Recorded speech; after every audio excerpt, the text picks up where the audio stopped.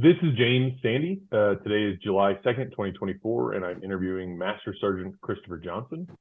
This interview is taking place on Zoom and is sponsored by the UTA Department of History and Geography as part of the Texas Veterans Project. Thank you for participating, Chris. No, thank you. I appreciate the opportunity. All right, so just getting started, where are you from originally? What can you tell me about growing up?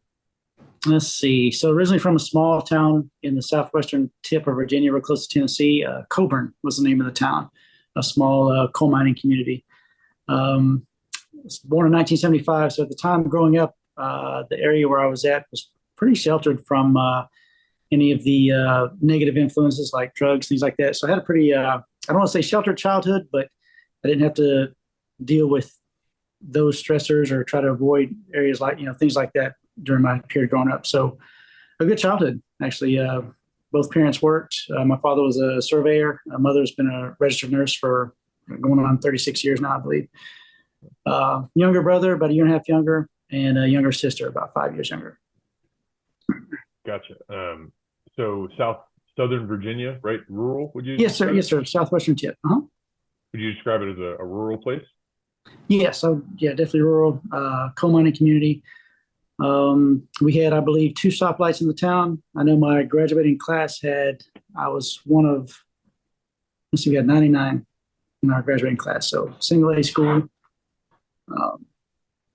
Yeah, just small. Very cool.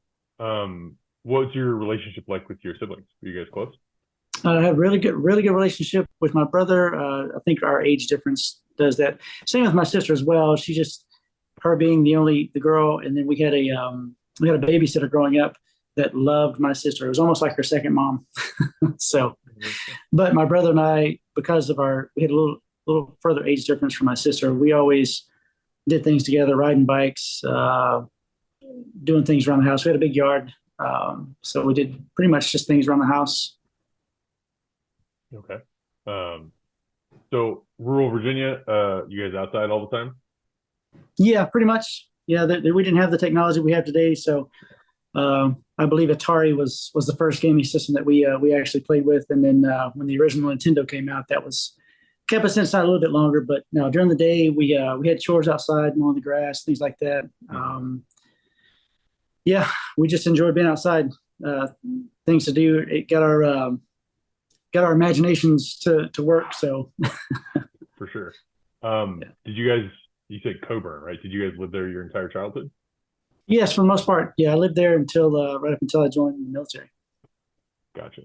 Okay, so you went to high school in Coburn? Yeah, went to elementary, middle school, and high school. Yes, and graduated from there in 1993. 1993. Okay. What was high school like for you? What kind of activities, sports? Do you do any of those kind of things? Yes, let's see. We both enjoyed it, athletic activities. As far as official school sports, I played baseball growing up through high school. In high school, played shortstop, and then my parents got us both into wrestling. So wrestled in high school. Other than that, we played basketball just at home with friends. Things ran. I think I tried track for a season. And the coach had me doing hurdles, which was not my specialty. So didn't take it up the next year. Gotcha. Okay. When you were in high school, was military service something you were interested in thinking about? I had always, I had seen commercials for the Air Force. I'd always thought the Air Force was cool. Thought I could be a pilot. But of all the branches, and obviously the Marine Corps was another, just the prestige that I thought, that they had a sharp uniform. But Air Force had always just been something in the background. Not saying that I thought that I would join, but just always thought about, I liked just the Air Force commercials and things like that.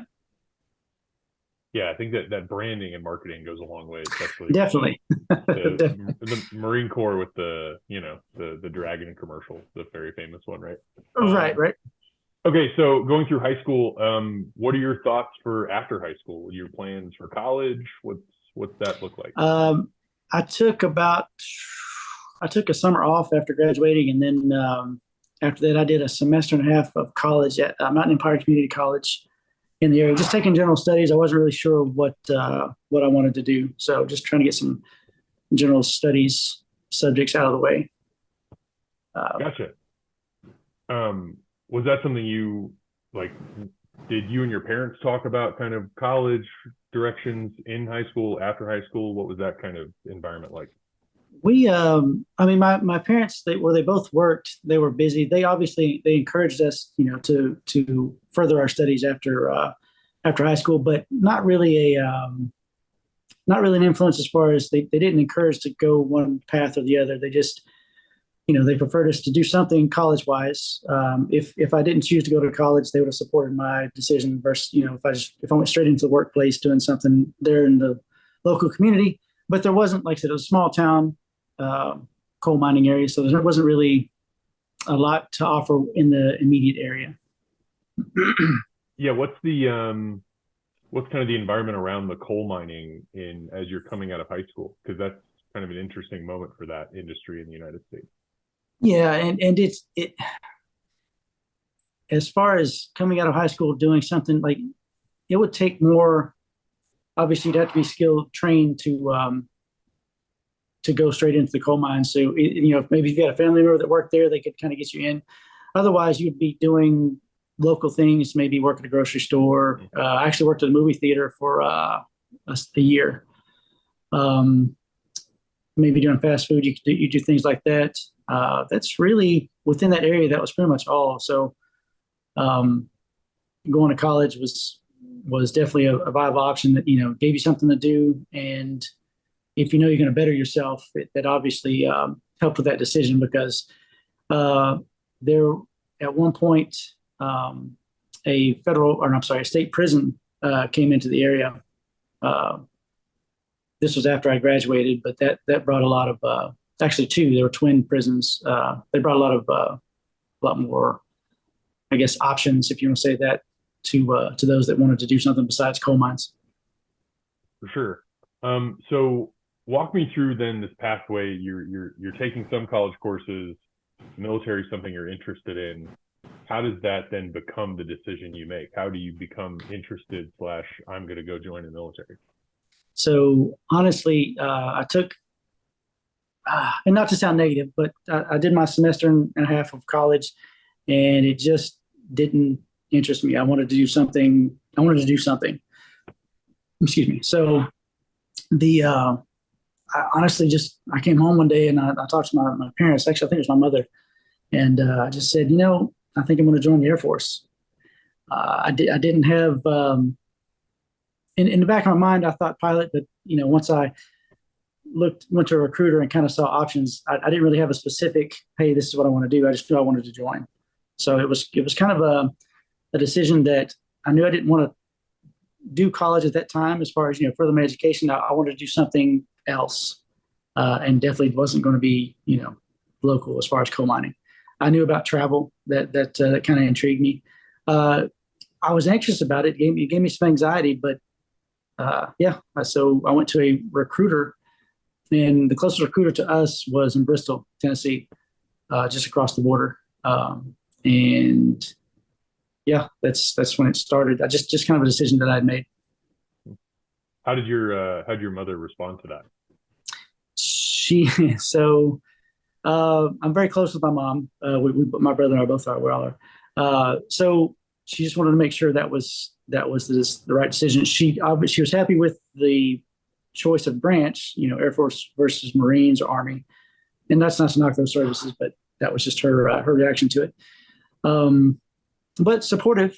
Once, especially too, they weren't familiar with all the opportunities involved with joining the service, job security, educational benefits, things like that. Things that further your education while you're in, and then you can even do your first enlistment, get some training, and then do something on the outside that would kind of coincide with that training.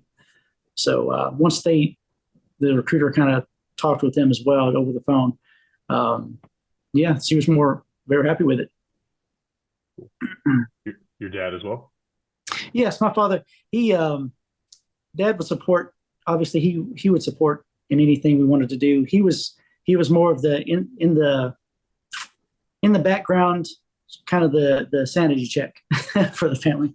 Mom was, not to say that mom ran the family, but she was definitely probably the most vocal. And then if father disagreed with it, then he'd kind of chime in. But yeah, he was very supportive. Gotcha. How about your siblings? Oh, you know what? Let's see. My brother was supportive of it. I don't think my sister didn't support it.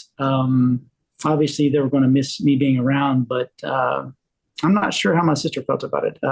I know that once I was in and corresponding back and forth with her, she thought it was cool. She was very excited, just to correspond or to be able to, come visit it at certain times. And then obviously, I think that got her started into potentially wanting to do it. And probably probably influenced my brother as well, because he joined the Marines. He graduated Virginia Tech first, and then he joined the Marines after. So it's possible that my decision to do it kind of influences his decision to do it as well. For sure. I'm sure it definitely played a part. So outside your immediate family, did you have any family service in the military, kind of anywhere around your family tree?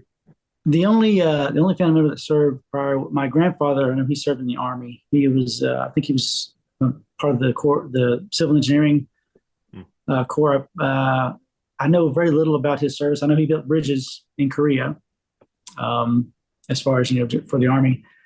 I didn't ask a lot about it, and he didn't speak a lot about it. I know he had PTSD from that. And my family would kind of tell me about some of the episodes. And he survived the war. I mean, he lived up until, let's see, I want to say 2004. So, we were close, but we just didn't really talk about service, because I didn't think that was a topic, because of his PTSD, that he wanted to talk about. If he voluntarily gave up the information, that would have been fine. But yeah, just my grandfather. Okay. Okay, so you go into the Air Force. Do you have kind of prescribed pathway that you discuss with your recruiter? Is there a plan going in on what you're going to do? My recruiter gave me a list of jobs that were guaranteed jobs that were available at the time, and none of those interested me. So I went in open mechanical, meaning I know I'm going to go somewhere in the mechanical career field. That was based off my ASVAB scores. I scored highest. Everything was pretty average, but I had a higher score in mechanical. And doing that or going that path actually brought me into the munitions career field, or ammo, it's most commonly referred to as. Okay. Did you take the ASVAB kind of generally in high school, or was this kind of a pointed, I'm thinking of doing this, let me sit down and take this? I took it, let's see. I took the ASVAB. It was with the recruiter, and it wasn't something I prepped for. It was just, they do give you the materials to prep for it. I think I maybe skimmed through, but for the most part, I just kind of went in, just winged it. And when the scores came back, that's when we kind of developed the path of, hey, he recommended going in open mechanical since I didn't see the guaranteed job that I wanted. Gotcha.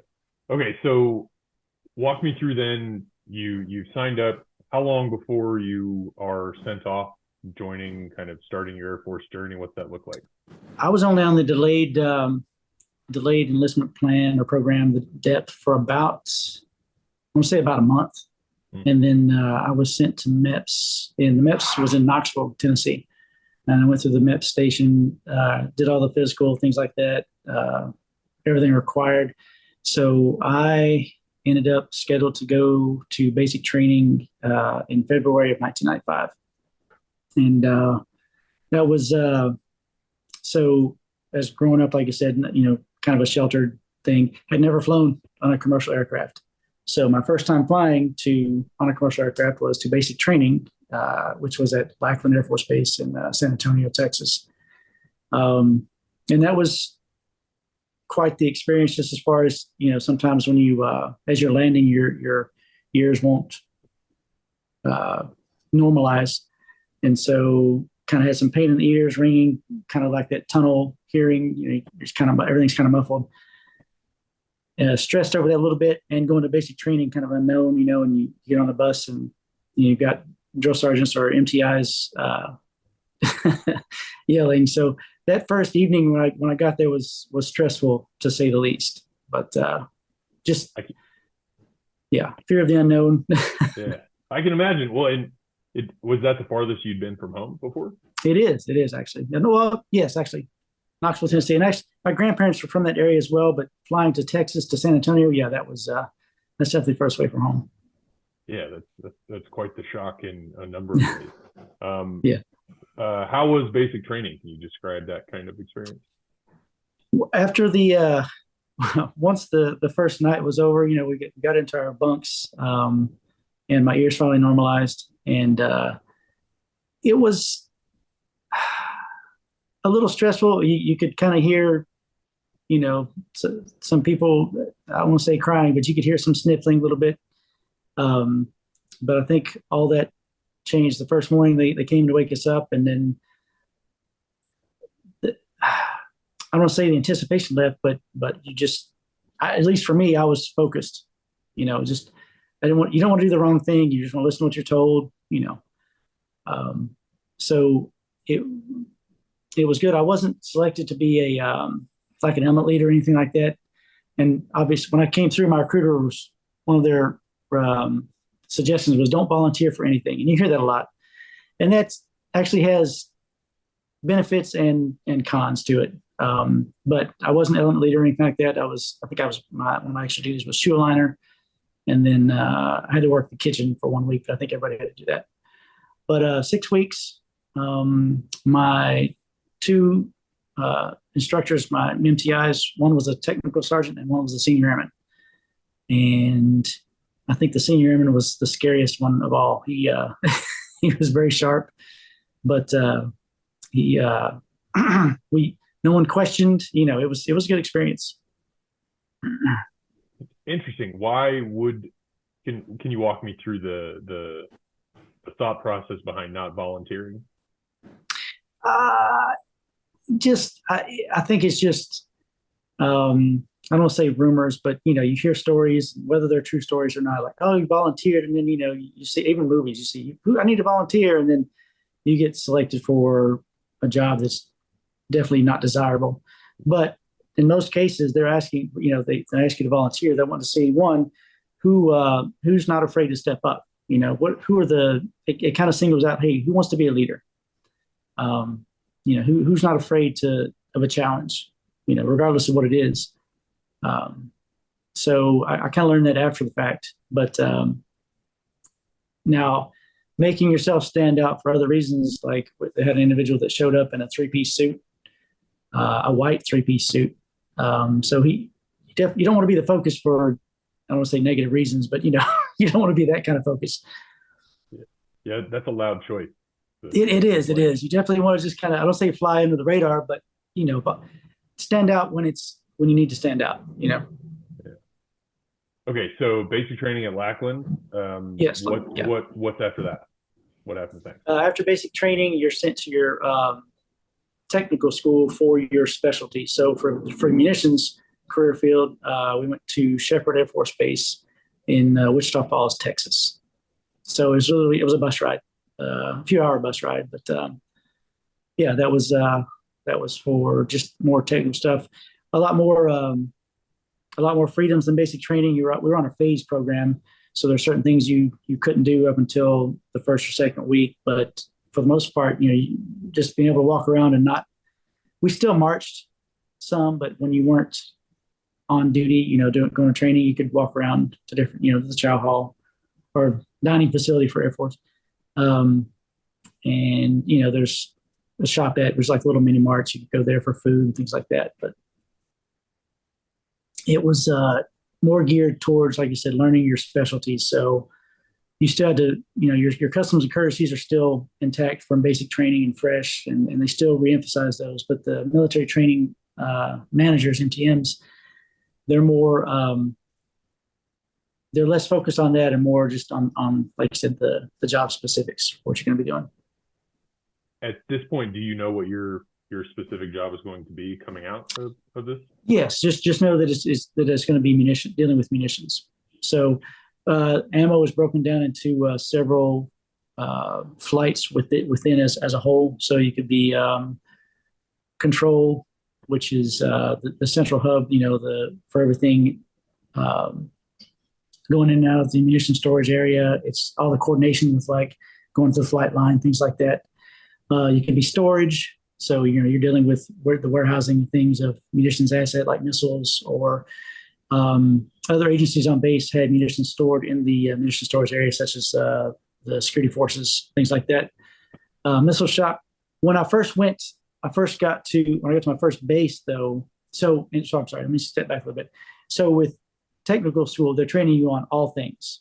So each section within, I think there's 9 flights within munitions area.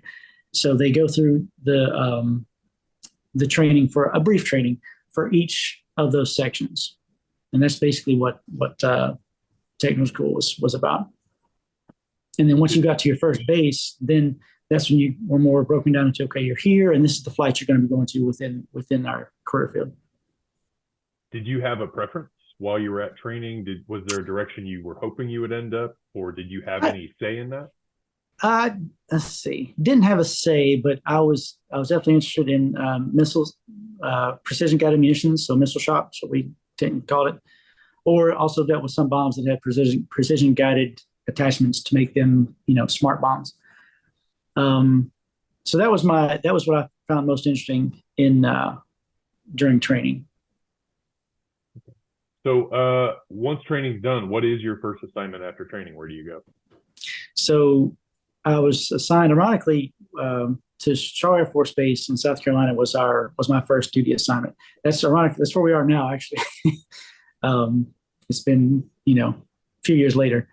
And I arrived to the munitions storage area, or slang term for it is the bomb dump. But at the time, the munitions storage area wasn't a bomb dump concept, meaning it wasn't broken down into the 9 different flights. It was broken up into combat munitions teams. There was 3 combat munitions teams, and each team was assigned to the 3 flying squadrons that are on base, 3 F-16 squadrons, and then there was an A-10 squadron. So within your combat munitions team, depending on what shift you're on, you did one of the 9 jobs all encompassed within that. So night shift typically was conventional maintenance, storage aspects, things like that. Day shift was line delivery, hauling the munitions assets to the flight line. You actually had line delivery throughout each shift with us. Missile shop was usually a day shift thing. So that's where I was broken down to missile shop for the first time, was because it was within the CMT. After I think, I want to say a year and a half, almost 2 years, the CMTs went away and it went to a typical bomb dump concept. So you're assigned to a flight, whether it be conventional maintenance, like I said, or control, missile shop, line delivery, storage, things like that. And when we went to that, I stayed with the missile shop, or the precision guided munitions flight. Okay, so as you show up, do you feel prepared? Did training kind of do what it was supposed to do? What's it feel like getting into kind of the day in, day out of Absolutely. You come in, so after tech school, you come in as a 3 level. That's your skill as far as what training from technical school gets you up to, which means the basics of what you're getting into. But as far as letting you do hands-on, you go into on-the-job training, basically.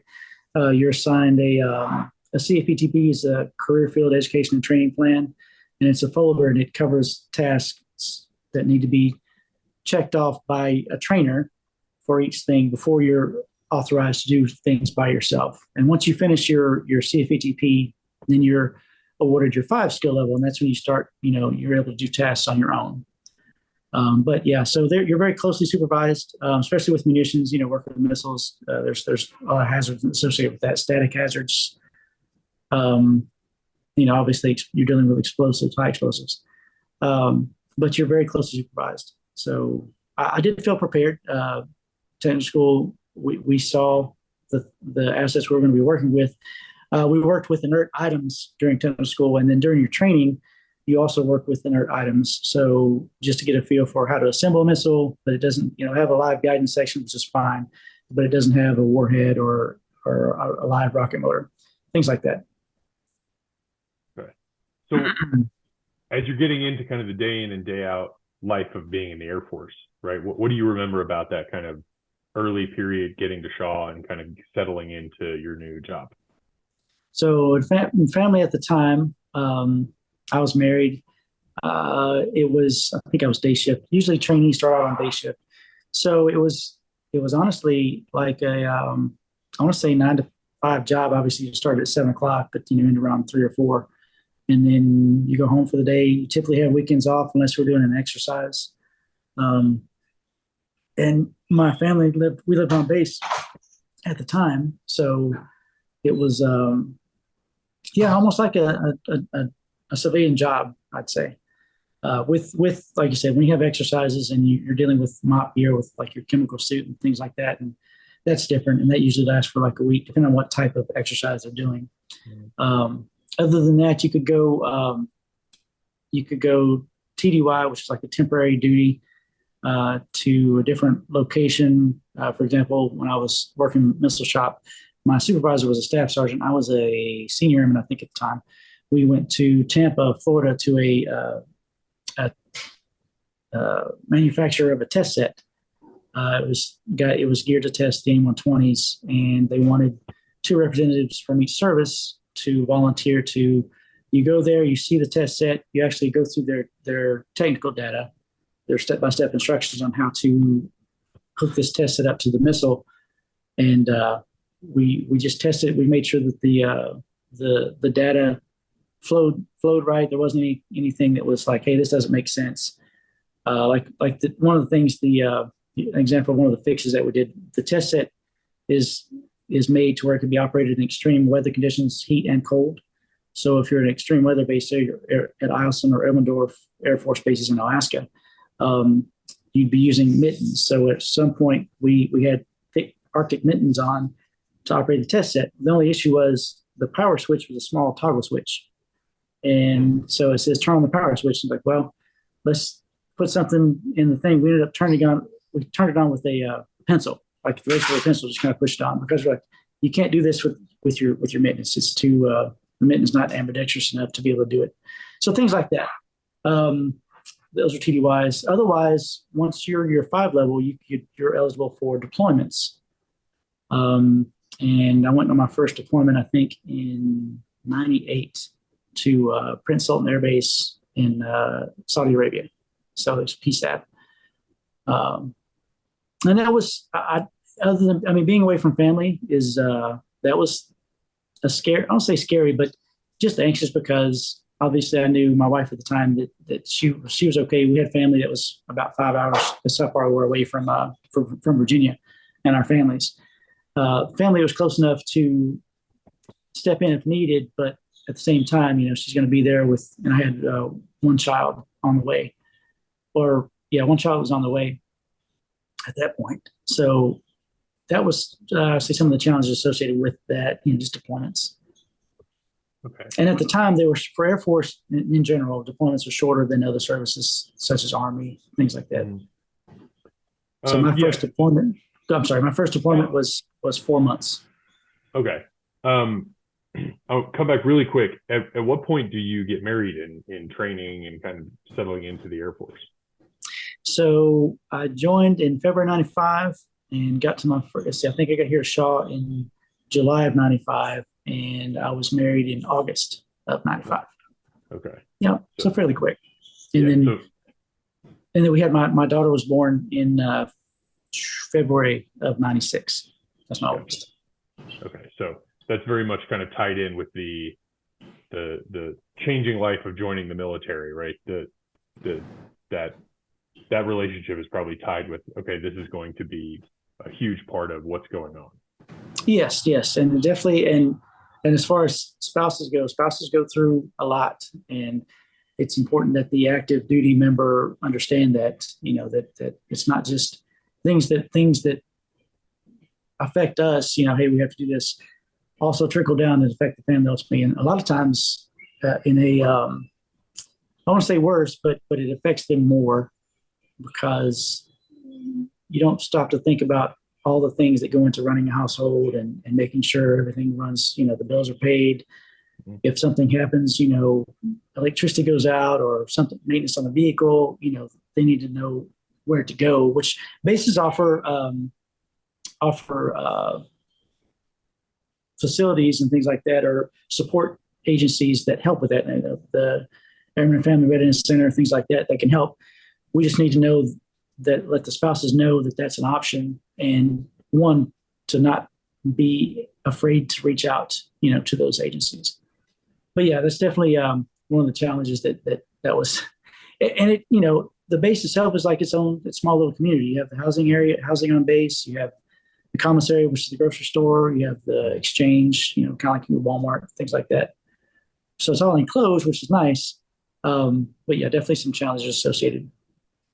For sure. Okay, so this first deployment, you said 98 into Saudi Arabia. Yes. Okay. Short tour, you said 4-ish months. What's your job? What's the plan? Yeah, so 4 month rotation.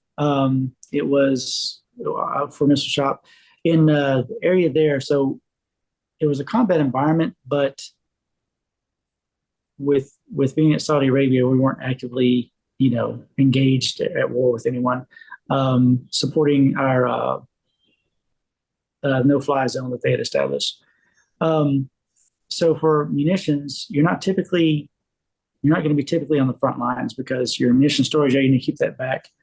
So we load the planes so the planes can go out and do what they need to do. We were assigned to a forward operating location. So you have your tent city, which is where we stayed. So that's first time living in a tent for 4 months. Big tent, I think there was six people assigned to a tent, and you had your little vestibule, which is your little common area in the front, which you typically had a TV. But yeah, so you have that, and then you go catch a bus in the morning. So the munition storage area had its own bus. They pick everyone up for the morning shift and then bus them out to the forward operating location. They do a shift change. We're going to the missile shop, and the night shift would catch the bus back to the tents. So that was pretty much the routine. We would, depending on what configuration was required by the flight line to fly that day, whether it be air-to-ground missiles or air-to-air, we would get those munitions prepped, loaded onto the trailers, and line delivery would haul them out to the flight line. Sometimes missiles come back over G'd. So like a plane plane and pilot can take so much G's, but you can actually over G a missile asset. So when that happens, has to come back, has to be disassembled. You test the guidance system with whatever specific test set for that missile, make sure it's still working, then you reassemble it, because with over G, you have certain things like it can affect the guidance system, or it can affect even just the screws that hold the missile together. So, but that's, doing that. I think what I enjoyed about the deployment, though, is you're typically working a 12-hour shift. We had weekends off, but sometimes that would rotate. But your goal, other than working, is you work, you go eat at the dining facility. You try to find time to talk with your family, which at the time was, I can't remember what the platform was. It was sort of like Skype. You'd have to go to a tent. Actually, no, it wasn't even that. It was just a phone call. You go to a tent that had a phone direct to the States, and then you wait your turn. I think you had a 30-minute time limit, and call your family in the States. So there was no video at the time. And then other than that, you could focus on working out, which usually what most people do just to pass the time. Yeah. How often do you think you got to call home? Was that a semi-regular occurrence? I think I tried calling. There wasn't a limit other than your time limit per thing, but you could go every day if you wanted. I think I tried 3 days a week, and then at least one of the days in the weekend. So maybe 3 to 4 days a week. Yeah. Okay. You kind of mostly you run out of stuff to talk about. You're excited to hear their voice, but then you know, unless there's something that's exciting that's happened, you're kind of like, well, okay. So you kind of those conversations tend to be shorter, but it's so nice to be able to contact family. For sure, especially when your days are so kind of regimented and similar. Right. Okay. So what was your stress like while you were in this deployment? Do you remember being stressed? I don't think it was stressful.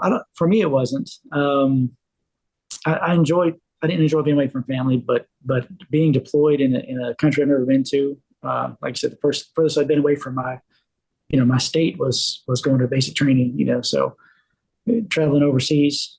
The plane ride itself, this longer plane ride, but it was still commercial. It was a contracted commercial flight. But no, day-to-day stress, no.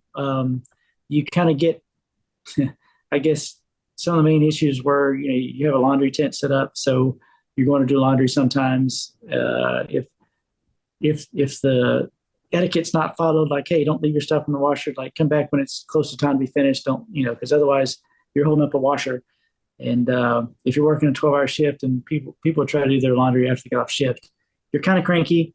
And then, it's hot and somebody's not being considered as far as that goes. So I remember hearing arguments and seeing arguments over just, hey, get your stuff out of the washer, or people taking stuff out and sitting on top, putting their stuff in. But that's really the only, I guess, stress you might say, but not as far as the job goes. Okay. So outside, where you were working and living, did you get to see any other parts of the country? Any kind of interesting experiences? Not during the first deployment. No, you're typically, like I said, with munitions, you're typically just assigned to the base, and that just keeps. I think I traveled one time outside the base to go to the airport. So it was interesting to see the streets of Saudi Arabia, or the highway anyway, with the palm trees and things. It was nice. The Saudis maintained the base very well, and the outside area, it was very well. I think one of the most exciting things on that trip was seeing a camel in person for the first time. Nice. And we actually got to, not that deployment, but my second deployment to Saudi Arabia, got to actually ride on a camel. Nice. as an off-duty thing, but that was because they were allowed on base. So Okay. Okay. So your first deployment's in '98. Your second deployment pretty quick after that. It would have been in 98, 2001. Yeah, it would have been 2001. So it would have been after I did 4 years at Shaw.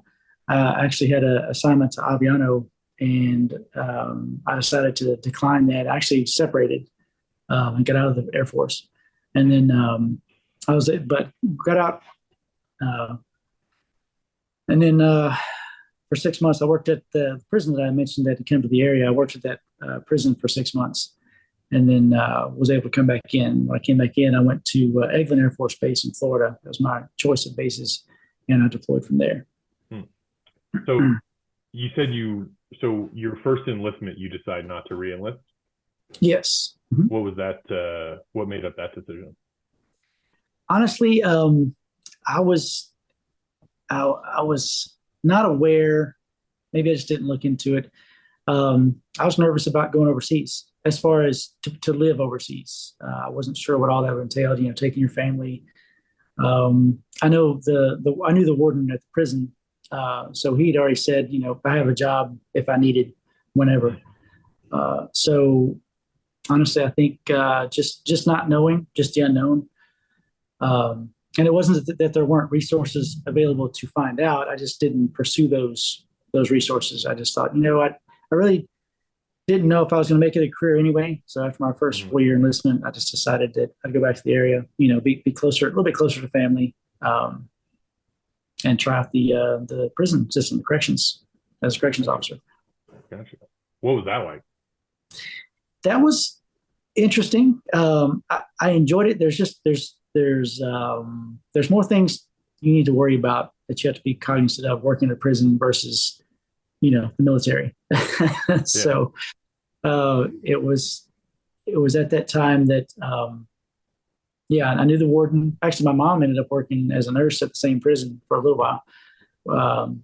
So I enjoyed that. The prison was I think the prison had been open for 6 months. So it wasn't, when I first got there, the prison wasn't full at all. And it is a level 6 state prison. So it's supposed to be a supermax prison. It wasn't full. And at the time, the inmates that we had they weren't your murderers and things like that, but it's more like tax fraud, tax evasion, things like that, but then as I was there, they started filtering those out, and we started receiving the higher level, inmates from other institutions that were overcrowded. So, just I didn't mind it, but I wasn't enjoying it like I did in the Air Force, and so I was pretty fortunate that I talked to the same recruiter and just said, "Hey, is it possible to come back in?" And it was a time where the Air Force was not downsizing, so they were in need of people. And so I was able to come back in the same career field, doing the same job. They adjusted my date of rank by those 6 months that I was out. That's really the only change. And in doing so, I got my first choice of bases coming back in. That's how I got to Eglin Air Force Base in Florida. As you enter your second enlistment, you come back to the Air Force. Are you thinking maybe this is now a career? Is this something that this is more long-term, that now you've been out and you're going to come back? No, I definitely, once I was able to come back in, I definitely thought, I can do 20. I can do 20 years. Unless something drastic happened, but if it had been like it had been my first enlistment, I could definitely do 20 years. That was something I could do. Gotcha. And so you said this is 2001. I'm assuming pre 9/11? It was pre 9/11, and actually, I gotta go back a step. So 01 was deployment. When my first enlistment was 95 to 99. So I separated in February of 99 and came back in August of 99. And then I got to Eglin. Then my second deployment came about. So you're back in the Air Force 2001. This is you said your second deployment is to Saudi Arabia as well? Yes. Are you out of the country when 9/11 occurs, or are you already back rotated home? I was, I was already back from the deployment. So before 9/11. In fact, 9/11, I was at Beale Air Force Base in California. I was going to a bomb building school to learn about the munitions assembly conveyor, or the MAC, and that's how it's pretty much how you streamline an assembly line of bombs. Let's say dumb bombs, because they're just fire, just drop them. They don't have any kind of guidance. And the MAC is how you can put those on a conveyor belt, basically, and then you have a system of adding the nose fuse, adding the tail fin, things like that as it goes all the way down. So it starts at one end, and by the time it gets to the end, it's ready to go. It loads up onto the trailer, then they take it out. So it's a streamlined process. So we were and AFCOMAC was the course that we went to. But that Monday morning, the class was supposed to start was on September 11th. And I remember being in the dining facility for breakfast and seeing something on the news. And honestly thought we were watching a movie, some kind of a movie. And then somebody said, "No, this is something that's happening." So the instructors used that once they found out, if anyone was affected by the people there in New York, so as far as family members, and getting those people out. Then their focus was, "Hey, this is what we're here for. We're going to war for this. So this is why we need to focus." So it was not that event was good, but the focus and having something like that as a background of your mind, like, hey, it was definitely motivating to want to do the job, to pay attention, and to know how serious what your job is, and how it's going to contribute. Yeah, it's some immediate relevancy right there, I would imagine. Yes. Mm-hmm. Okay, so where does your career go past that point, right? The Air Force is obviously fairly busy following 9/11. Further deployments, what are you doing? I went from Eglin to Korea. I went to Kumsan Air Base in the Republic of South Korea after that. So from 01 to 02. And let's see. Is that a That and that deployment, or is that a that's deployment, or is that that kind of a? that's a 1 year. It's a 1 year remote assignment. So you have the option to take a 1 year remote without family, or you could, or sometimes depending on the base, you could have a further extended tour, like 2 to 3 year tour, and take family with you. But for Kunsan, it was strictly remote. There was no family members there in that region. So it was a 1 year remote, away from the family. Um, it so you're there for a year, but at your midway point or around that time frame, you're allowed to go back and take leave for about 30 days uh, as your mid tour, so you can come back and visit family and things like that. Um, How that South was Korea? that was the culture was interesting to see. Um, I think as I worked conventional maintenance there, so that was strictly on bombs, things like that, chaff there, uh, conventional munitions. The culture there, I think, was interesting. We got to tour the DMZ. That was one of the. It wasn't a requirement at the time. It is now, but at the time it was voluntary that you could do that. Um, the I think the camaraderie at that area was around the base was high in general because everyone's in the same boat. Nobody has family to go home to. You know, you're there and then you go back to the dormitory, and so I think I made some of my best friends there throughout my that I'm still friends with today. Um, yeah, just doing the job and day in day out. Uh, Technology had advanced more then, so I was able to communicate with family via Skype, things like that, or one of those platforms. Yeah, I imagine that's a fairly high readiness area as well. I mean, with what's It going on in is. the world, but yeah. Well, we definitely had uh, more exercises, more in prep for North Korea's contingents for North Korea, and they're pretty frequent, just to make sure, like I said, you don't want to mess up in that area because you're so close, Mhm. to North Korea. And so the in Kunsan, the area I was at, we prepped to take our base was prepped to receive follow-on forces and then to go further north because Kunsan's further in the south. So it was, yeah, we would receive follow-on forces from other bases. And in terms of, hey, if North Korea did decide to attack, obviously it'd be the north area that they would hit first. And so then we would take the follow-on forces and press north. That was more of the goal for that base.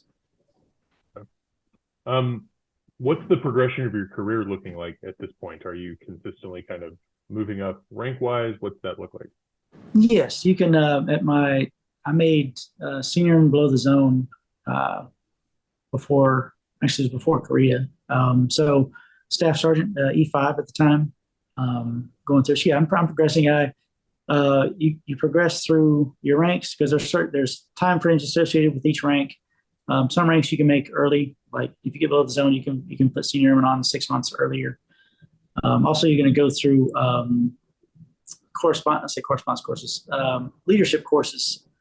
Says so you go in person. So Airman Leadership School is one of your first schools that you go through, and you go through. It's just customs and courtesies.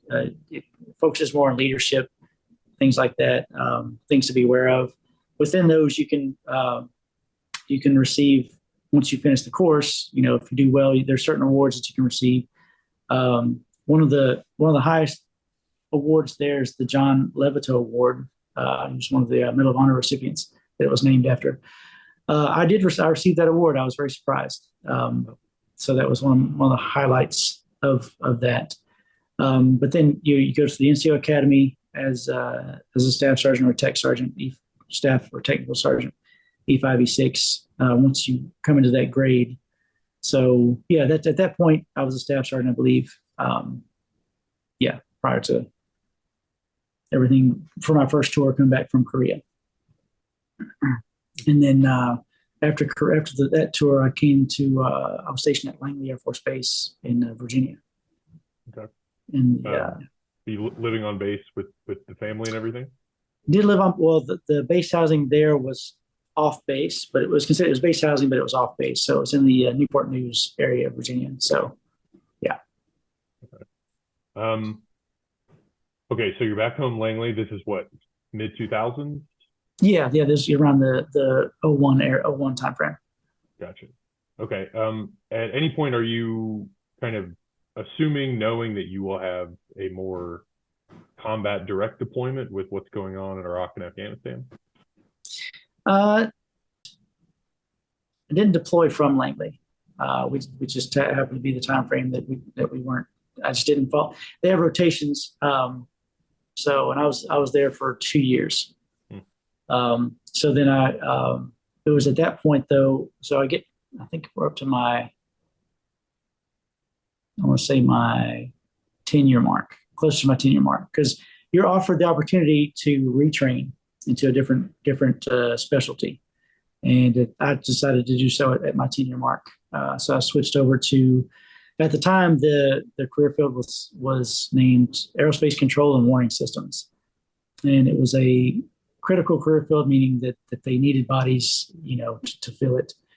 It sounded, I didn't do much research into it other than, I just wanted to try something different. Munitions is on the maintenance side of the spectrum as far as the Air Force goes. This new career field is that I went into is on the operations side of the house. So more, I don't say more of a direct, but you're within the operations flight. Aerospace control and warning systems. So I honestly thought, I'm going to be doing work with lasers or something. Aerospace control. It's now, they renamed it a few years ago. It's now command and control battle management operations, which is more it's better defined that way. So I retrained. I was already a 5 level, and I went to, what was the school technical school for that was in Louisiana. And finished the technical school there. Had to go through the career development courses again. Had to get trained up again because you start off as a 3 level. So a little challenging with that. Just you say you want to do something, but you have to consider that everything involved with, okay, you're going to go through that same process again. So a little challenging, but just one of the things you had to do was I know I was a staff sergeant. Don't take my rank into consideration for the senior airman that's training me, because he knows the job. So you kind of put your pride, not a pride thing, but some people it can be. You have somebody lower ranking telling them what to do. You're being instructed, and that's what you need to do. So, so I finished technical school there, and then I went to Mountain Home Air Force Base in Idaho. And that was, I was at that assignment for 2 years, still with family. I wasn't a fan of the base, and every base is what you make it. You need to go into a base with a positive attitude. And I would definitely encourage people to do that. Mountain Home was just one of the bases that the family liked it okay, but it's definitely further away from our families than we had been. And so one of the benefits for short tours, such as Korea, if you go 1 year without your family, is that you get about a 95% chance of base of preference for what you would like. So coming back from that tour. So I decided that I would volunteer for Korea to get another assignment. So I went to Osan Air Base this time in the north, still remote. But at Osan, you have people there, or airmen there with families also. So they're on longer tours, but they're there with their families. So you can interact with different people. The base is bigger. There's more to do just off base, things like that. Okay. So you said you chose Korea so that you could then pick what happens after that? Yes, to basically get out of Mountain Home, the assignment that was there. Gotcha.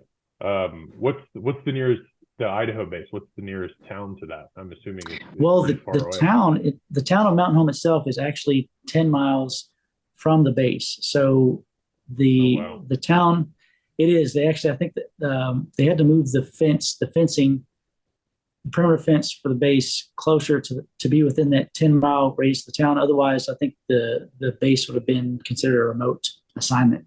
Oh, wow. So, but one of the challenges associated with that is that the town of Mountain Home it was a small town, but they wanted to keep it small town. They didn't welcome things. I know there was a controversy. I think the mayor of the town had a brother that owned the local taco restaurants there. I can't remember the name of it, but when the base was slotted to receive Taco Bell, which is great, right? Yeah. The town was upset about it. They tried to fight Taco Bell coming into the base, but Oh, wow. it happened because otherwise the nearest Taco Bell was in Boise, which was like an hour away. So, they just wanted to keep it a small town feel. So, just not saying the town didn't like the military, but the base itself, there's problems associated with having a base, as well as opportunities, for an area for growth. But For sure. Okay. Okay. So you're back in Korea, remote this time as well. Osan, yes, it's much closer to the DMZ, correct? it is. It is. Yes. Yeah. And we're working so I'm at the C2 BMO career field now. So I'm working operations. So the unit I was assigned to was Cobra, and we basically the career field now.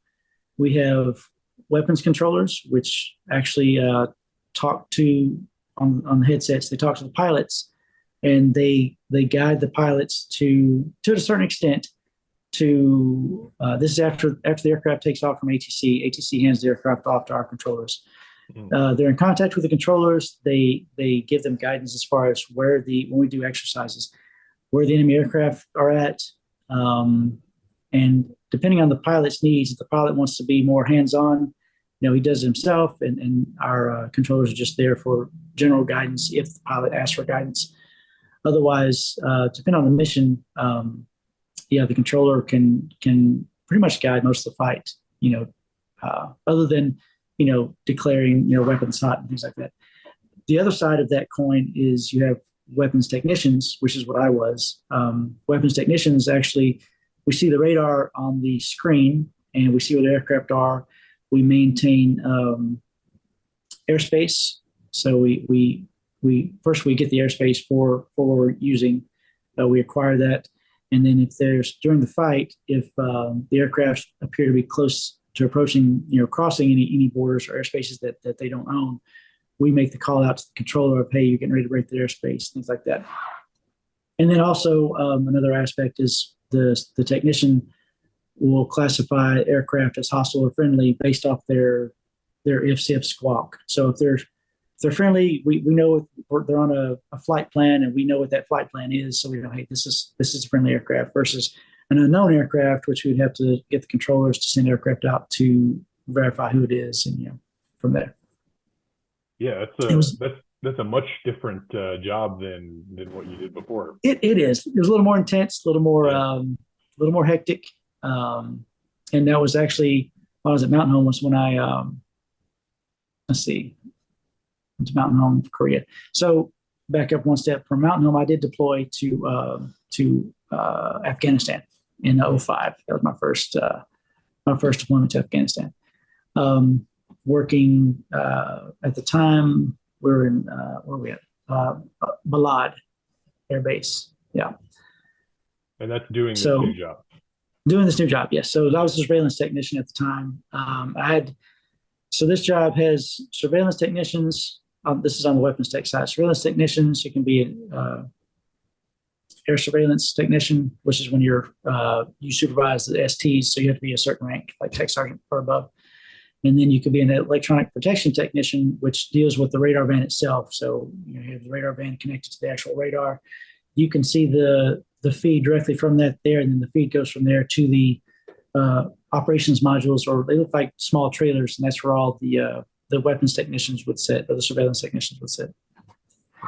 So definitely a more stressful aspect of that, but then for that deployment, and that was a longer deployment. It was about 5 months. Okay. But yeah, Iraq was not as nice as Saudi as far as the area. It kind of looked ghetto in some places. We still didn't go off base. Mm-hmm.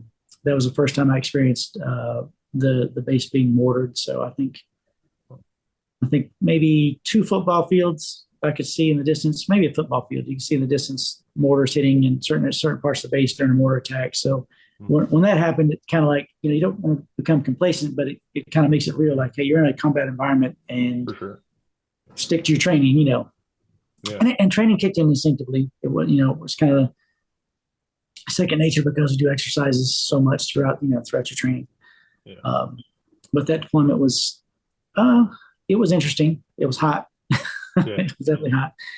But then, like I said, back to going to Korea and doing Korea, it was the same type of operations, but the Korean operations, you're in the Air Operations Center or the KOC, I'm sorry, and then the Korean Air Operations Center, and you're actually working in a room with a bunch of computers instead of being in pulling in a trailer with that only had 4 positions and more like a rough style. You're sitting with higher tech, I guess, computers, using a mouse, things like that to do your job.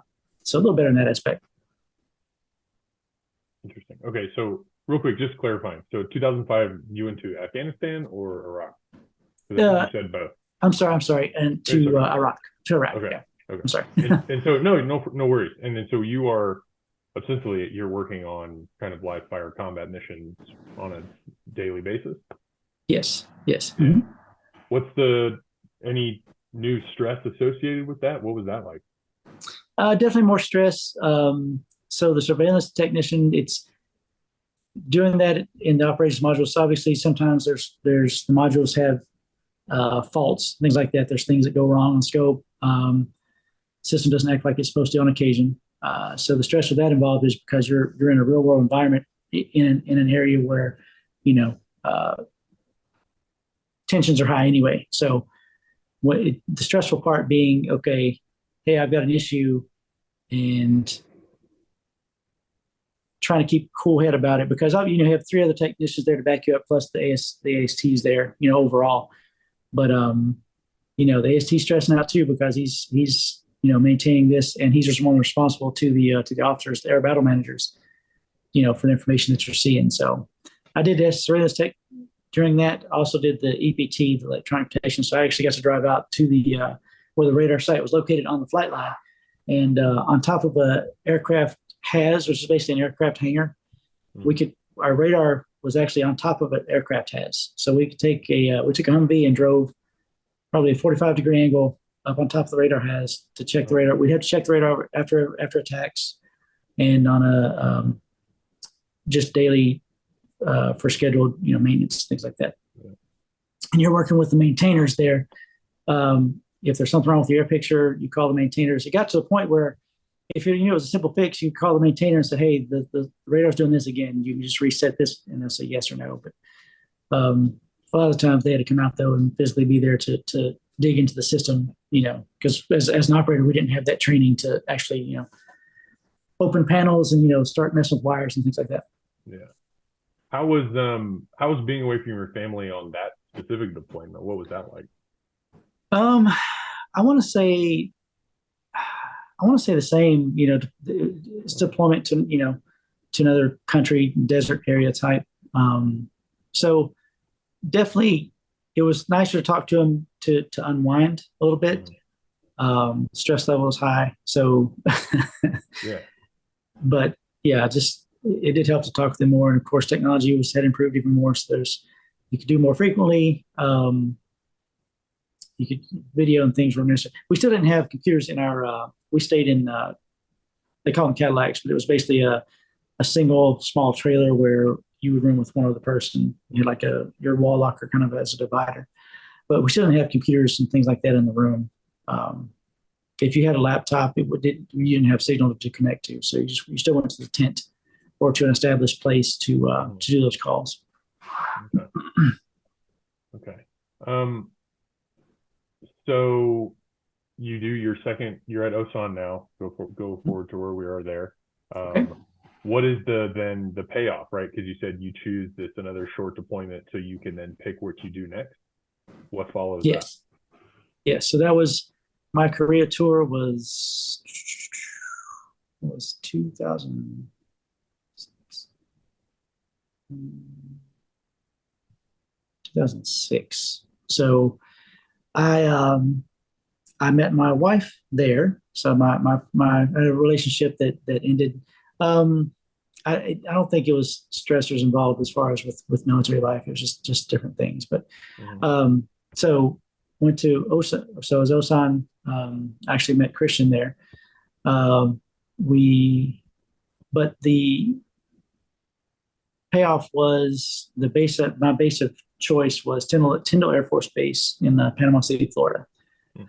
Love Florida. Florida's a great location. I said I was stationed at Egland, so Fort Walton Beach, so not far from where Tyndall is, about 60 miles. So getting the Florida assignment was nice. Like I said, I met Christian there. That was unexpected, but it turned out to be great. Yeah. When she actually worked in our squadron. She was our admin. She got there about 3 months after I did, so she was our admin. But yeah, just it's a different environment. It's operations. It's still a close knit group. You have your officers, which are air battle managers, and then you have the enlisted side, the weapons techs and the weapons controllers. I think probably in general closer a little bit. They like to. We still had exercises, but after the exercise, we go downtown, just to relax, blow off steam. But even within the flight, though, we had a common area that was pretty nice. And Fridays they do something special. They make, I don't know, jalapeno popcorn, watch movies, things like that. If it was low, the people that weren't on missions could do that if they could make off slow on Friday. Gotcha. Okay, so pretty big change in your life, right? What it's do you remember that kind of this period as, again, stress, kind of tension? How's that transition, I would guess? Definitely stressors involved, but so there at Osan was it was good. It was a good. I didn't feel stressed as far as the job itself, other than job stress, but not outside the usual. Yeah, we still had exercises, close knit group. Met Christian.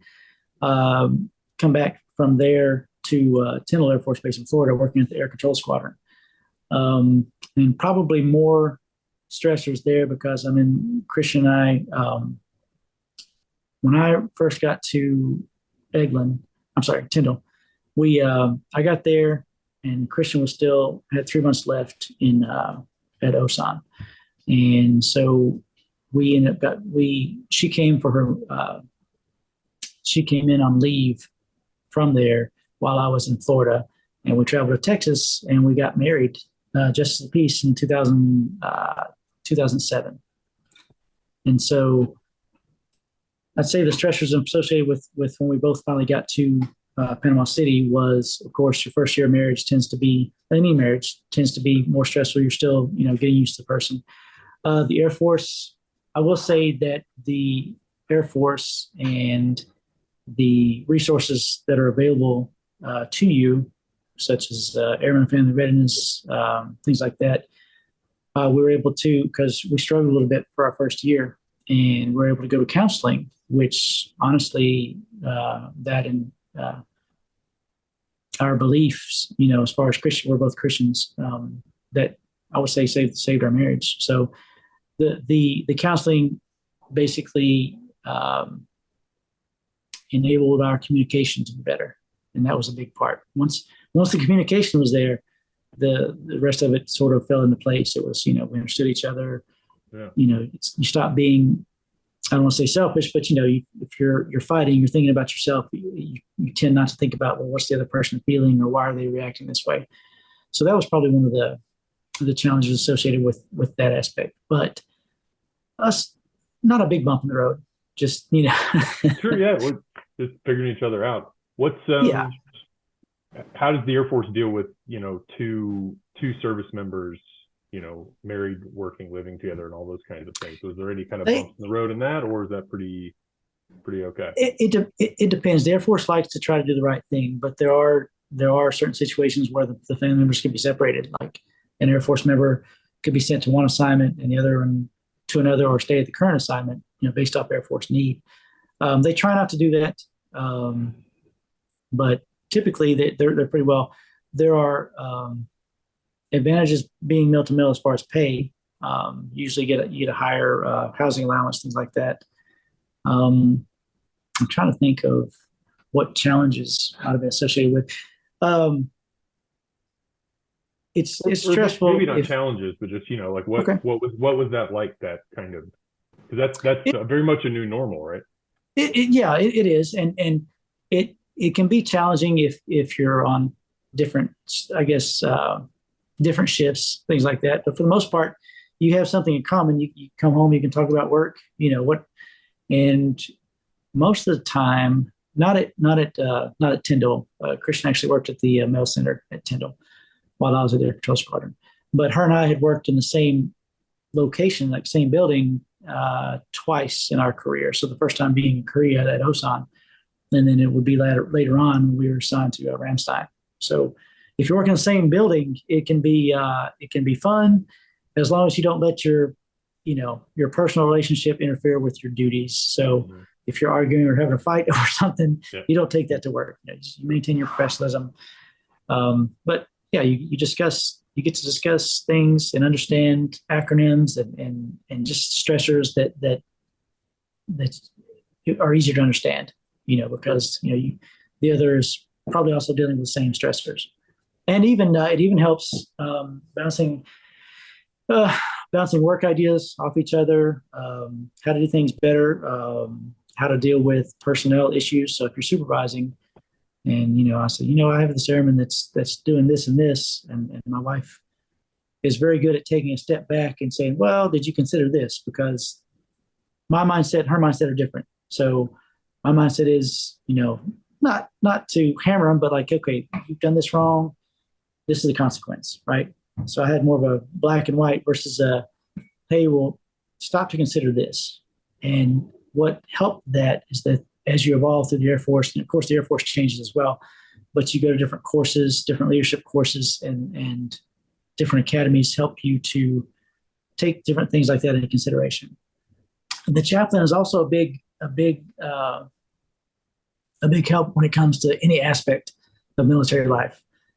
Even with questions, say, you can say with the chaplain, say, I've got this, let's say troop, but this airman that I'm having issues with, and they have the time to sit and discuss, give you other train of thought that you might not have thought about, or ways to be compassionate. We're all on the same team, but at the same time, there has to be a certain amount of disciplines, because if you're not following orders and things like that, the mission, it could affect the mission, adversely. Yeah, the Air Force has always seemed to me as a supportive environment for Absolutely people. Yeah, I would say more so than other branches of the service. Yeah. Okay, so big change in your life, right? So we're now kind of approaching it like 2010 area, right? What's the next kind of decade of your career look like? We were at Tyndall. We ended up being at Tyndall for 4 years, and so then Christian got orders to deploy. And around the same time she got orders to deploy, I think it was to Afghanistan. Let's see, 2010. Actually, I deployed first. I deployed to Afghanistan my first time in 2010. For 2010, when it was a 6-month deployment. Probably my best deployment, not with regards to length. It was the longest one. And we worked 12-hour shifts. We worked 6 days a week. But I don't know. We had a smaller group. I was with. Let's see. We ended up the group we were there with dealt with airspace and airspace coordination. So I had a captain. I had 2 lieutenants. At the time, I was a technical sergeant, and ended up running into a friend of mine that I'd been stationed with in my previous career field in munitions. He had also retrained in the same career field, that the C2BMO that we're in now. Actually ran into him during that deployment. We ended up being roommates and worked the same job. For enlisted, we were supposed to have do a different job than we ended up doing, because we didn't have the equipment that we needed to do that job at the time. So the officers trained us to do airspace coordination, which is their job, setting up airspace, setting up restricted operating zones, things like that for the various components within the theater, which is a lot. You have Army operations to deconflict. You have drones that are flying at certain levels, certain altitudes, aircraft at certain altitudes, and you can't be cross-tube, if you're on different missions. And then you have to worry about munitions from the Army, like fire missions. They're launching munitions into certain sectors, but you have to make sure you're not going to hit aircraft. So it was a challenging job, but it was a rewarding job, and probably the best shape that I'd been in my Air Force career at that time. Because my buddy and I, we went to the gym all the time. Still talk with, still call home, but so the difference being Christian and I are married, so we're military to military. So she understands that, hey, if I don't get to call as often, she understands that, she's been employed before too. So yeah, it was probably my most rewarding. We worked for the Germans. We were in Mazar-i Sharif was where the location we were at, and the section we were in was ran by, it was a German major. I'm sorry, a German lieutenant colonel, a German major, and then there was the German equivalent of a senior master sergeant. And that with our team of individuals all in one office. And very good usually with all Air Force and military deployments, especially overseas, or not overseas, but in like the desert areas, Southeast Asian things. You're restricted from certain things like no alcohol, things like that. Well, the Germans didn't operate by that, so they had their tea time. So, and they would always offer, but it was like, we really can't partake because you didn't get in trouble. But the environment for that deployment was a lot better than the one from Iraq. So, yeah. It sounds like a nice tight knit group of folks. It was, and just so came back from that deployment, and then let's see, Christian ended up deploying. She's going to deploy I think she's going to go for a 6-month deployment. At the same time, I got orders to go back to Korea, to go back to Osan. They pretty much coincided at the same time. So she left for deployment, I left for Osan on a remote. And I found out my follow-on assignment, I think we got my third choice of bases then. So my follow-on assignment was going to be Ramstein Air Base in Germany. And so we left, did my deployment, did Osan, worked at the same unit at Osan. I did a different job. Went from being on one of the crews and a surveillance technician to I worked scheduling. So I did a lot of coordination between fighter squadrons and our controllers, seeing and assigning personnel to, hey, who's going to control this mission, or get with the fighter squadron saying, hey, I need your schedule so I can mesh up with our schedule so that we make sure we have people that can control during the time frame that you're flying. So I enjoyed that deployment, that assignment. And then we both went to Ramstein Air Base in Germany in 2012. And both worked the same. We went to the 603rd Air Operations Center. So within my career field, you have the Control and Reporting Center, which is like Mountain Home is the small unit, all the way up to, which feeds all the information to the Air Operations Center. And that is a central hub that takes the feed from the Army ground units, doing battle damage assessment, things like that, from the Army fire units like the Patriots, and from the CRCs. They feed all of their air picture and information into the Air Operations Center, which is where the higher ups sit to look at everything, and they can get their battle picture, and they can make the decisions from there based off of the overall big picture. So that was a good assignment. We enjoyed that. Of course, traveling in Europe is awesome anyway. But the job itself, I worked combat plans for the first portion of it. We were there for 3 years. Combat plans for the first portion, so doing the planning aspect.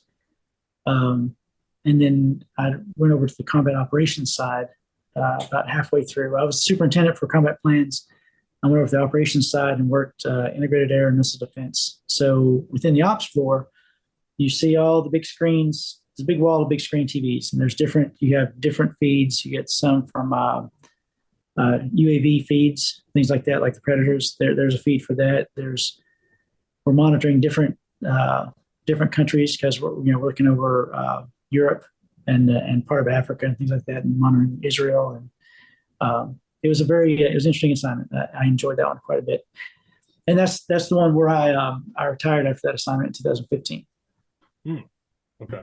But like I said, Christian and I both worked in the same. She was the admin in the front office and worked in the same building, so it was good. Yeah, I imagine that's an entirely different kind of attitude and approach from kind of Yeah. whether you're in Korea, you're in Iraq or Afghanistan, and then kind of Central Europe, different purview, I would imagine. Yes, and my first time, like actually, I mean, being in Korea and being for a year you're living, but having a family overseas was the first time, for that. So Christian's there, and doing the traveling and things like that. Um, but I said I retired. I decided to retire from there. I was a master sergeant there in E7, and I was just crossed my 20-year mark. Christian, her one of her dream jobs was to be a drill sergeant, a military training instructor, MTI. And at the time, they had come down with DSD plan, which is basically they wanted to focus more on there's 10 jobs that they needed bodies for, but they needed bodies that they needed to screen the personnel that were going into these jobs, right? So MTI was one of those. So also first sergeant, things like that. So Christian we thought that it was going to be one of those times where the Air Force split us up because Christian definitely qualified for the MTI position. My career field didn't have the job there in San Antonio. So I couldn't go there. Well, they ended up, they passed her over for that job. They didn't pick her up for that job.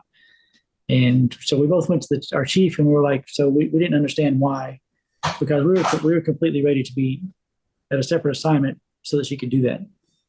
And they said, because the Air Force is doing the right thing and keeping us together, and they couldn't match me to the assignment. So at that point, my goal when I came in, when I came back in, after being out of the force, for 6 months, was to make master sergeant, so E7, and do my 20 years. So I was at that point, and I said, okay, so I'm ready to do something different. I enjoy the military, but I'm ready to try something different. And as soon as I was coded, to retire, they picked her up for that assignment. So she got a dream job. I followed her to San Antonio, which is great. I ended up being a state trooper there, which I loved. And she got to her dream job. So that was where my 20 years and 2 months came in. Very cool. Okay, so as you're now leaving the service, I have a couple kind of like big picture questions I'd love to ask you. Okay. In your experience, how did the Air Force change from the early 90s to what year did you retire? I retired in 2015. Okay. In October 2015. How's the Air Force different? The Air Force, they've developed a lot more as far as getting you prepped for after service life. For their TAPS program, their transition assistance program. That program itself has been in place, but they've improved it. So getting you ready for job interviews, getting you prepped for how civilian life is different from military life, and prepping you for, hey, it's not, you may not run into the camaraderie that you're used to, because, as a military, you're thanked for your service. You put yourself in harm's way.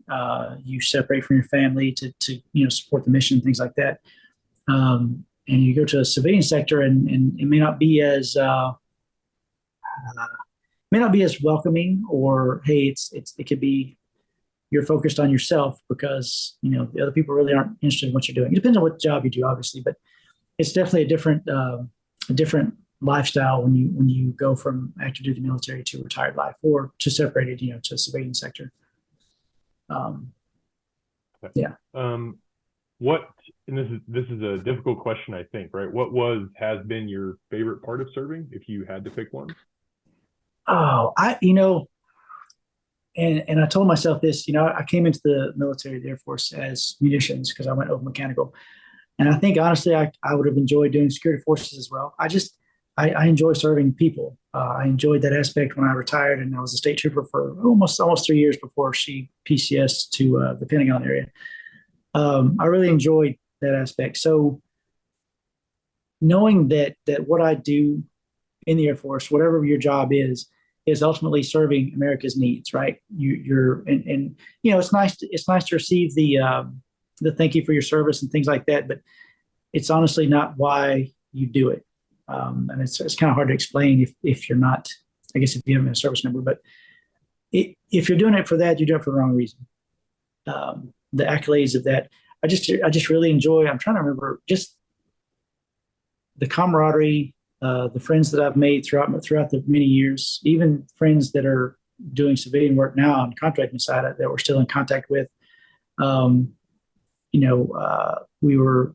We just got back from Germany as down the road, but we were in Stuttgart, Germany just recently, and we ran into people that the guy, when I came into Ramstein, I came to take this gentleman's place that came to do his job because he was leaving. And he retired, and his wife, we knew her as well. And we ended up running into them in Stuttgart in Germany. Like we were housed right next to each other as far as our housing units were. And we traveled and enjoyed it, but it's just relationships like that you build. I think another thing I enjoy the most about is the how being a part of the military in the eyes of employers is helpful because you can be trained. You have to be successful or to be in the military for any amount of time. You have to have a certain amount of discipline. If you go to a certain level, like NCO or senior NCO, you have experience with leading people, and employers, they see that aspect of hey, I don't have to take this person and go from what would be the equivalent of in the civilian sector of basic training of, okay, we're here to hire you to do this job. Can you follow instructions? They already know that with someone with prior military experience has a preset set of skills that they can bring, it's people skills too, even, For sure. Okay. And then on the inverse of that, do you have a low point that you could point to? I don't necessarily think I have a low point. I think probably two of the most challenging points that I've had during my career was the transition when I retrained. I transitioned from the one career field to another career field. I guess just the challenges, I knew that I would have to do, learn that job, but you don't really know exactly what it is, how much it entails and how much stress is going to be involved with that. It's not quite the easy, hey, just going to transition to something new and it'll be good. There's definitely challenges associated with that. So I was a little frustrated at that time with I'm doing my career development courses or CDCs. I'm getting trained, and then I deployed to Iraq, which is stressful. And even they let me deploy to Iraq. I was still at I had just finished my CDC, so I was a 5 level, but so I could do the job by myself. However, it's just stressful. And then probably, let's see, what would be the second low point? No low point. There's no low point. Sorry, stressful. When I first separated, I have to go back. I'm doing it backwards, but when I first separated from the Air Force, right back in '99, transitioning because I was unsure of the unknown about like living overseas with my family, and it could have very well worked out where if the Air Force had been, and I think about this now or when I was able to come back, but if the Air Force had been at one of those junctures where they were trying to downsize, then I wouldn't have been able to come back in, and then I would have just been out doing working at the prison or something else. And I would have missed out on a lot and on a very fulfilling career. So I feel very fortunate in that aspect that I think God had a hand in that of, okay, yes, you can come back into the Air Force and let's do this. Yeah, so sure. I actually missed it. I do miss I miss the service. I wish I could go back. If I could go back, I would. Yeah. How's that been? Transitioning as a civilian while still being married to someone in the service, and obviously a great deal of your life is still dictated by the Air Force. It was, and I say stressful because as a state trooper, as a new state trooper, when I got to my duty section, um, we typically, I think new troopers are assigned to the evening shift or night shift, one of those. So Christian's doing a day shift, as they're doing drill sergeant duties, MTI. And so we were kind of high fiving, like she's coming in as I'm going out. We were fortunate we were able to have her mother live with us for about a year to help watch Charlotte while that helped. And then after she left, we had hired a nanny to kind of help with that. But yeah, the time there was stressful. And then, of course, being in the civilian sector, I'm I'm prepped for things. I'm prepped to deal with stress, things like that. How to conflict management, things like that. But sometimes you have to consider that you have people, your employers or people that you work with, that may not appreciate the military, or and it kind of happened to be the case for me, for my supervisor. He just wasn't a fan of the military, which was unfortunate, because I think three-quarters of the shop were prior military. So it just made it difficult that, when we're receiving accolades, and DPS, Department of Public Safety, did well with recognizing their veterans. Like we were awarded certificates after we finished training. There were certain times of the year they say, hey, all the veterans do this. And I think that because he wasn't prior military, I think I'm not saying he was jealous. I just think that he just didn't appreciate what all we went through as a service member, and honestly, I don't think he'd ever left that area of Texas. I think he's been there his whole life. So, you deal with those things as a civilian. Also, accounting for your time. In the military, if you're calling sick or something, you're still going to get paid the same regardless.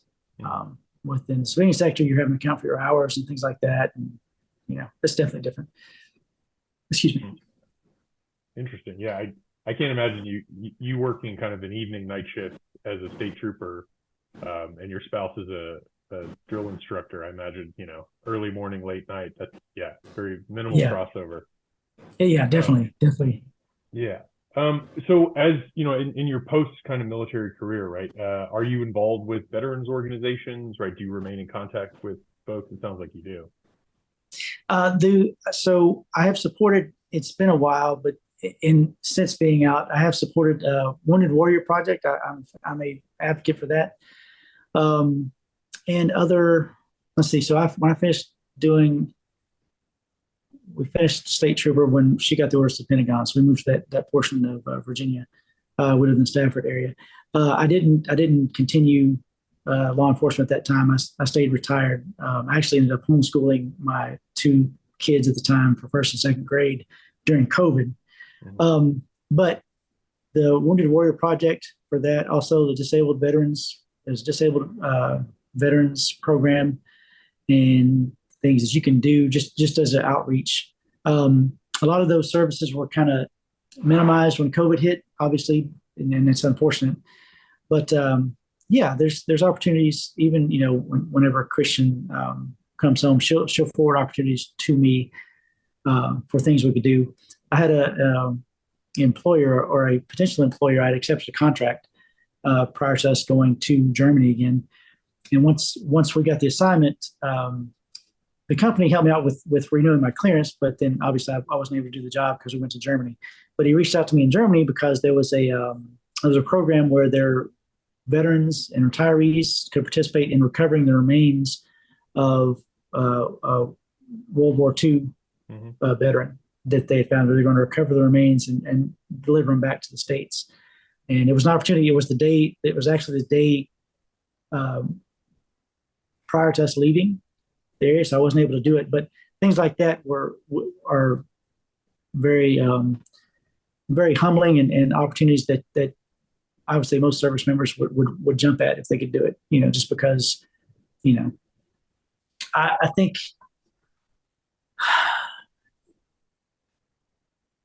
just hear something simple and that just kind of goes back to your earlier question about why I enjoy the military. Just something simple as the Pledge of Allegiance or standing for the national anthem. what all that stands for, or the flag and its significance and things like that. That's the pride associated with that, and knowing that you served with that. Sorry, my son's. That's probably one of the biggest rewards too. Yeah, Just the camaraderie that instills, the pride. for sure. But So kind of big picture, I just have a couple left here. okay. I think I know the answer to this. Would you serve if you could do it all over again? Would you do it the same way? I actually would serve. I would definitely serve again. There was a program recently that came out that are enabling retirees to come back, but it's only for one or two career fields that and specialties. So I don't qualify for that, but I would definitely come back in and serve again. I do enjoy of course, obviously I'm receiving my retirement pension, but yes, the just the camaraderie and putting on the uniform again, I would definitely do it again. Okay, so I love asking this question. What advice would you have for young people entering the military in general, the Air Force today?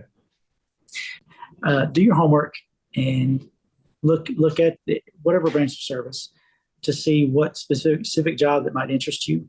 If there's not one available at the time, or if you don't find one, I would still encourage to enlist. If you go into college, you can go in as an officer. If you got have a college degree, go in as an officer. But a 2-year or 4-year commitment, depending on which branch of service. The time flies by. You have the job security for that. You have educational benefits that you'll have for a long time. And even during those 4 years, you're going to have something your job will help prepare you for a similar type of job in the civilian sector. So, and who knows, you may make it a career. There's definitely a lot of benefits, but I would definitely encourage, even if it's just a minimum time, you do your 4 years and decide to get out, at least, you've experienced that, and you can gauge on, you first come in and think, okay, maybe not, maybe you retrain into a different career field, and those are options that you have that can help you stay in the military for as long as you desire. But I would definitely encourage, just to enlist. Awesome. Yeah, I think that's good advice. Okay, so as we're wrapping up here, is there anything you'd like to add that I didn't ask, that I didn't cover? Is there something that you wanted to kind of include that I didn't get to? No, I think I know I went long-winded on some things, I believe, but overall, it's been a great experience, and I appreciate the opportunity to share. If this helps, I know you're going to speak with Christian later, but yeah, I appreciate what you guys are doing. I think this definitely be beneficial, to your audience. Well, thanks, Chris. I really appreciate it, and thank you for your time. Okay, thank you so much. I appreciate it.